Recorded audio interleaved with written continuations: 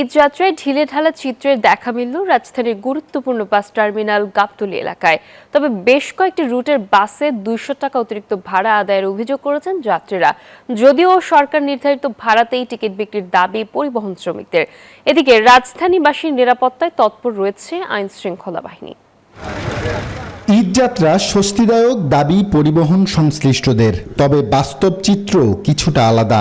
বিশেষ করে উত্তরবঙ্গ ও পশ্চিমাঞ্চলের যাত্রীদের পকেট কাটছে এক শ্রেণীর অসাধু পরিবহন ব্যবসায়ী।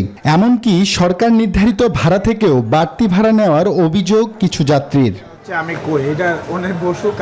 ভোগান্তি শুধু ভাড়ায় নয়, শিডিউল বিপর্যয়ও নাকাল অনেকে। ঘন্টার পর ঘন্টা বাসের অপেক্ষায় থাকতে হয় যাত্রীদের। 11টা বাজে, এখন গাড়ি আসে নাই। আগে 700 টাকা করে রাখছে, 750 টাকা করে রাখছে, এখন 1000 টাকা করে। মহাসড়কে কোথাও কোথাও থেমে থেমে যানজটের কারণে বাস আসতে দেরি হওয়ায় শিডিউল বিপর্যয় বলছেন সংশ্লিষ্টরা। দেরি হলে এটা তো আমাদের হাতে না, এটা রোড গার্ডের বিষয়। স্টাফ বেতন দেওয়া লাগে, রাস্তায় চাঁদা দেওয়া লাগে, ওটা তো আর পুলিশ কেউ বাধা দেবে না। যাত্রীর তেমন ভোগান্তি নাই।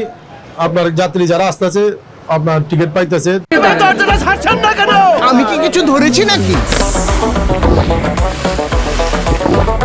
আপুটা আপনাকে চেক আউট করছে, জাস্ট কুল থাকো। এদিকে রাজধানীর বিভিন্ন প্রবেশপথে বসানো হয়েছে বিশেষ চেকপোস্ট। সন্দেহভাজন যানবাহন ও ব্যক্তিদের তল্লাশি করা হচ্ছে। নগরবাসী আইন শৃঙ্খলা বাহিনীর এই উদ্যোগকে স্বাগত জানালেও চুরি ডাকাতি রোধে নিরাপত্তা টহল নিয়মিত করার দাবি জানিয়েছেন। গাবতলী, যাত্রাবাড়ি এসব সাইডে হয়, ওখানে আর একটু নিরাপত্তা জোরদার করলে আমার মতে আর একটু ভালো হয়। আইন শৃঙ্খলা লোকেরা অনেক আমাদের নিরাপত্তা দিচ্ছে, খুব সুন্দর। রাজধানীবাসীর নিরাপত্তায় তৎপর আইন শৃঙ্খলা বাহিনী।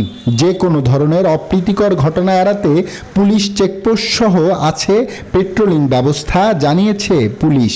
চেকপোস্ট ছাড়াও আমাদের মোবাইল টিমের যে নিয়মিত টহল, পেট্রোলিং এগুলো তো আছেই। টানা হেঁচড়া বা ছিনতাই এ ধরনের কোনো কর্মকাণ্ড এখানে এখনো সংঘটিত হয় নাই। আইন শৃঙ্খলা বাহিনীর তৎপরতা এবং জনগণের সচেতনতা, এই দুয়ের সমন্বয়ে একটি নিরাপদ ও আনন্দময় ঈদ উদযাপন সম্ভব বলে মনে করছেন সংশ্লিষ্টরা। আব্দুল্লাহ মামুন, নিউজ 24, ঢাকা।